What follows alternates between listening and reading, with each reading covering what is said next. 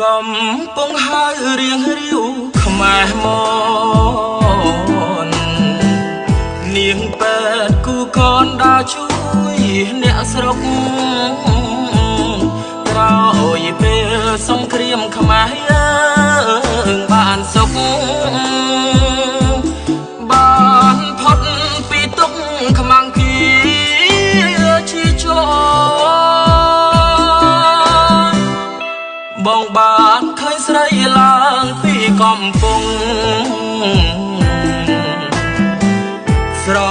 អាមត្រឹសត្រង់ដើរពេលឬសាយនស្រុក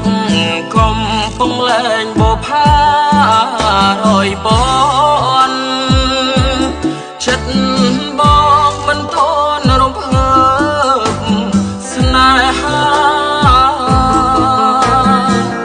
អូនស្គាល់កៅអីហ៊ានស្ដីចំមុខឲ្យបងពើចុកបេះដូងរងថ្លាចំអន់សាច់លេងបានតែវាចា